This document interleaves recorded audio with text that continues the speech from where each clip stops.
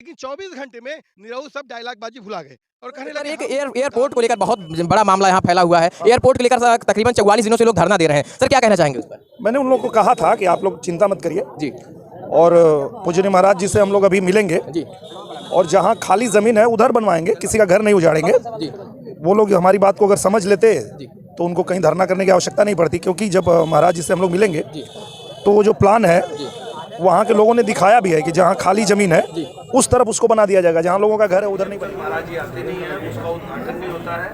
आप लोग वहाँ कुछ मत करिए, आगे जो पास होगा उस हिसाब से बनेगा, उसको जल्दीबाजी नहीं करना। ठीक है। प्रतिपक्ष के नेता अखिलेश यादव से भी कि आप के यहाँ से सांसद रहे हैं और आपके पिताजी जो किसानों मजदूरों की बात करते थे, माननीय मुलायम सिंह जी भी वो भी यहाँ से सांसद रहे हैं और इसलिए आपका फर्ज बनता है कि नेता प्रतिपक्ष होने की वजह से आप इस सवाल को सदन में उठाइए। निरहुआ जी से आप लोग मिलने नहीं गए, सांसद हैं आप, नहीं गए थे। तो फिर क्या बोले?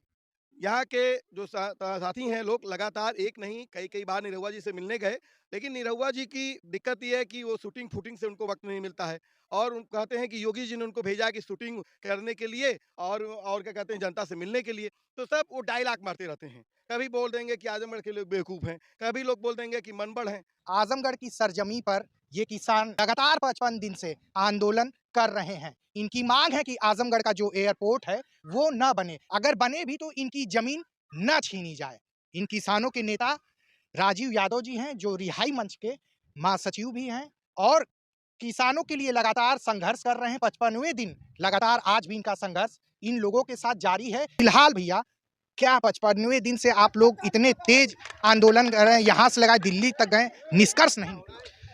देखिए निष्कर्ष तो ये निकलेगा और लड़ाई लंबी है और सरकार ये बार बार मुगालता पाल लेती है कि किसान मजदूर कमज़ोर है और इसको हम लोग 13 महीने की जो लड़ाई थी दिल्ली को घेरने की, उसमें मोदी जी से भी किसान गया और कहा कि मोदी जी हम रामलीला मैदान में आ रहे हैं आपसे वार्ता करने के लिए, और सरकार ने कहा कि दिल्ली में नहीं घुसने देंगे और फिर मोदी जी ने माफ़ी मांगी, किसानों माफ़ कर दो। आज 55 दिन में स्थिति ये है कि हमारा ऐलान है इस बात का लेकर कि जो विधायक और सांसद हमारे सवाल को नहीं उठाएगा वो इन गाँव में नहीं घुस पाएगा, इन गाँव में नहीं घुस पाएगा। और आज स्थिति है कि विधानसभा सत्र चल रहा है और लगातार आज दूसरा दिन है और हमने साफ साफ कहा है कि जो विधायक नहीं उठाएगा सवाल तो हम गांव में घुसने नहीं देंगे। और वहीं पर प्रशासन आज दूसरी बार वार्ता करने के लिए आया और पहली बार जब वार्ता करने के लिए आया था तो यहाँ के एसडीएम भाग खड़े हुए थे, आज दूसरी बार वो वार्ता के लिए आए थे और कल उन्होंने जो संदेश भेजा था कि हम प्रस्ताव लेकर आएंगे, लेकिन कोई भी प्रस्ताव इनके पास है ही नहीं। और रियलिटी ये है कि हमने जो आरटीआई के तहत सूचना मांगी थी, अब तक 4-5 आरटीआई जो विभिन्न प्रकार की पड़ी है 2500 लोगों के नाम से, उसमें किसी भी आरटीआई का जवाब नहीं दिया। अगर इनके पास जवाब है तो वो जवाब दे दीजिए, क्यों नहीं जवाब दे रहे हैं? मतलब ये पूरा का पूरा प्रोजेक्ट ही गैर कानूनी है, क्योंकि मोदी जी, योगी जी, उनका जो ड्रीम ही है ना वो गैर कानूनी है और वो गैर कानूनी और संविधान से ऊपर उठकर ही वो लोग सोचते हैं और इसीलिए किसानों के खिलाफ जो काला कानून लाए थे।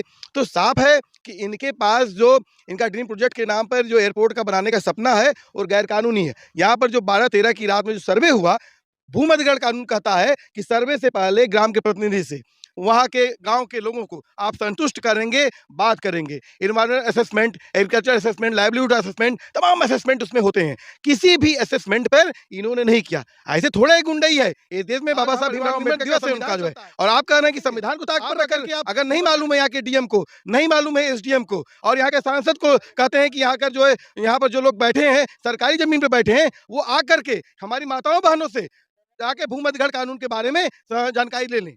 तो मामला इस बात का है कि 55वें दिन हमारा आंदोलन बहुत मजबूत है। इसको किसान आंदोलन तमाम नेताओं ने इसको समर्थन किया है। सवाल उठाएंगे या फिर वो आजमगढ़ नहीं आएंगे और हम साफ कह रहे हैं आपके माध्यम से, अगर हमारा सवाल सदन में नहीं उठा तो हम उन विधायकों के घर की तालाबंदी भी करेंगे, क्योंकि आप किसानों के मजदूरों के जो सवाल को उठाने का आपका फर्ज है और यहाँ के लोगों ने आपको वोट दिया है और वोट देने की वजह से आपका हक है कि आप सवाल को उठाएंगे।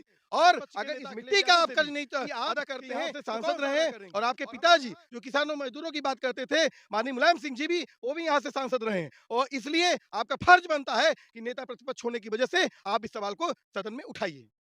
निरहुआ जी से आप लोग मिलने नहीं गए, सांसद हैं आप, नहीं गए थे। तो फिर क्या बोले? यहाँ के जो साथी हैं लोग लगातार एक नहीं कई बार निरहुआ जी से मिलने गए, लेकिन निरहुआ जी की दिक्कत ये है कि वो शूटिंग फूटिंग से उनको वक्त नहीं मिलता है और कहते हैं कि योगी जी ने उनको भेजा कि शूटिंग करने के लिए और क्या कहते हैं जनता से मिलने के लिए, तो सब वो डायलॉग मारते रहते हैं। कभी बोल देंगे कि आजमगढ़ के लोग बेवकूफ़ हैं, कभी लोग बोल देंगे कि मनबड़ हैं और उन्होंने बोला कि ऊपर पहुंचा देंगे, घुटना तोड़ देंगे, जेल में डाल देंगे।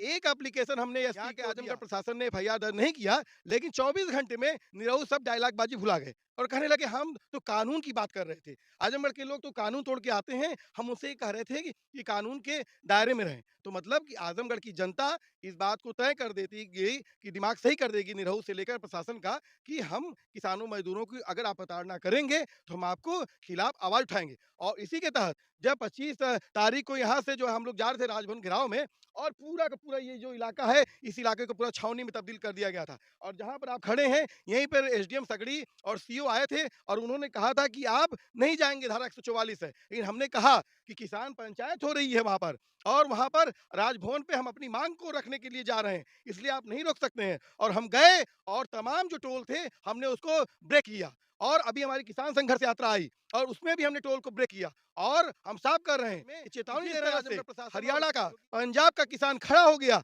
और पूरे के पूरे हरियाणा पंजाब के सब टोल फ्री कर दिए गए और वहां पर तमाम रिलायंस के जो टावर थे वो किसानों ने सब हटा के गायब कर दिया। वो स्थिति उत्तर प्रदेश में ना बने, माफी मांग लीजिए, कोई ड्रीम नहीं है। आज हमारे अध्यक्ष जी बता रहे थे, कह रहे हैं कि एसडीएम साहब कह रहे हैं कि विकास के लिए इस राष्ट्र के लिए आप कुर्बानी दे दीजिए। ये कुर्बानी सब किसानों से मजदूरों से मांगते हैं आप जाके अडानी अंबानी से कुर्बानी मांगिए।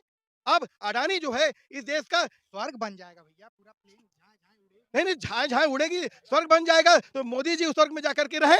हाँ, यहाँ का किसान मजदूर जो जो इस नर्क में छोड़ा है उसमें भी आप रहने के लिए अरे आप साइकिल से चलते थे, प्लेन से उड़ेंगे। नहीं, तो जब हवाई चप्पल की हमारी औकात ही नहीं है तो हम कहाँ से प्लेन से उड़ेंगे। दूसरा मामला ये है कि ये जो प्लेन का जो सपना दिखा रहे हैं ये का पूरा इलाका जो है ओनली वन ये पूंजीपतियों के लिए जमीन की बैंकिंग कर रहे हैं। हम तो ये भी कह रहे हैं कि जो 81 एकड़ जो हवाई पट्टी के नाम पर जो इसमें आजमगढ़ हवाई अड्डा है उसको भी अब हम मांग करेंगे, उसके लिए भी लड़ेंगे कि उसको भी मुक्त कराओ। क्यों? क्योंकि किसानों की मजदूरों की जमीनों पे हड़प कर तुम बैठे हो, किसानों मजदूरों की जमीनों को अपहरण कर रहे हो तुम। हम ये बर्दाश्त नहीं करेंगे और हमने आज से डिमांड किया है कल से कि उसको आप किसान मंडी बनाओ, क्योंकि एक चीज है कि जो विकास होगा, विकास में जो मैं बात कर रहा था एसडीएम साहब कह रहे थे कि आप कुर्बान कर दीजिए, मतलब किसान और मजदूर सब कुर्बानी देगा, इस देश का पूंजीपति नहीं देगा। और इस देश का पूंजीपति इतना अडानी, अरे किसान अन्नदाता है तो इसको भी दे दीजिए ना, दान कर दीजिए। अरे भाई अन्नदाता तो इस देश को पाल ही रहा है, सरकारी जमीन कैसे हो जाएगी।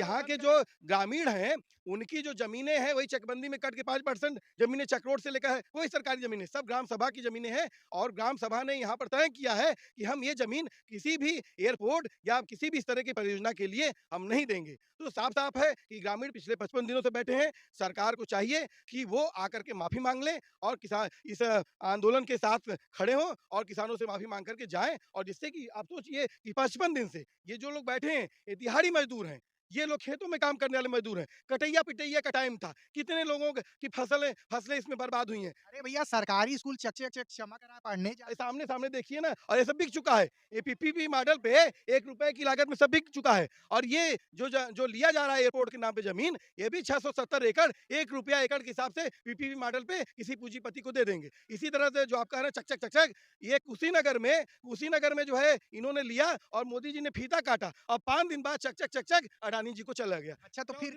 चौधरी चरण सिंह के नाम पर लखनऊ एयरपोर्ट बना, वो भी बहुत चकचकाता था, सब का सब अडानी जी को चला गया।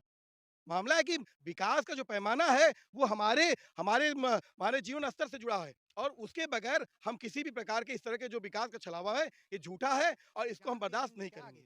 न हम जमीन भी नहीं देंगे और जान भी नहीं देंगे। यहाँ के लोगों का ऐलान है कि न जमीन देंगे और न जान देंगे। और देखिए इस देश में हमने लड़ाइयाँ लड़ी हैं और इस देश में जो भी और साफ बात सवाल है कि इस लड़ाई में कहीं पर भी मुआवजे का कोई जिक्र नहीं है। शुरुआत से जो ग्रामीणों ने जो अगुवाई की है इस आंदोलन की और उसमें संयुक्त किसान मोर्चा हम लोग एक समर्थक के रूप में है। इस ग्रामीणों ने साफ कहा है कि हम कभी किसी हालत में जमीन नहीं देंगे और इस सवाल को लेकर हम दृढ़ निश्चय हैं।